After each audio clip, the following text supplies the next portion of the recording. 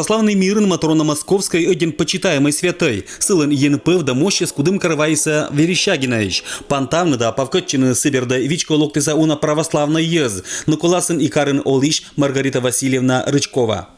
Я сегодня пришла в храм поклониться мощам Великой Матроны в знак великой благодарности высшим силам, которые помогают нам, которые исцеляют нас и которые дают нам благословение.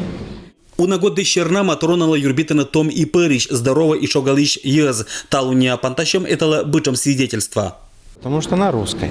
Это, во-первых, русская. Она практически наша современница. Потому что некоторые люди до сих пор еще живут, которые ее помнят.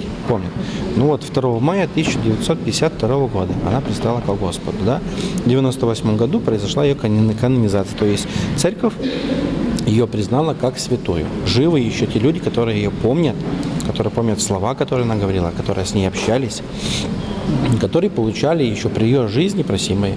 Торжественная церемония чулалась вылен духовной лептем вылен. Молитве с юрбитем да вичкун атмосфера саймыт и сотирен святой Матрона да православия дына эша ыджиджик надеясь доверитем. Ну, какие благодать, конечно, какая благодать. Вот такой блаженный Матрёнок, что она перенесла, какую жизнь перенесла. Нам надо учиться жить по ихним стопам. Очень рада, что к нам привезли вашу матушку Матрону, целительницу, спасительницу нашу, что, может быть, мы получить исцеление. И все. Благодарим, кто это все сделал для нас. С верой и надеждой, чтобы болезни отошли у меня, дали здоровье внукам, детям, чтобы им было хорошо. Святой Матронала ЕНП да мощи злоса святой Никольской вичкун эша ноябрь когда сизимат лунадж. Православный христианалан бычем возможность панташный ныкат горд ладерен. Всем приглашаю, всех горожан приглашаем для того, чтобы, потому что это, можно сказать, уникальная такая возможность. Не каждый имеет возможность поехать в Москву, а прийти, но это уже зависит от нашей лени. Если мы не хотим этого, то, конечно, никак не затянешь этого человека.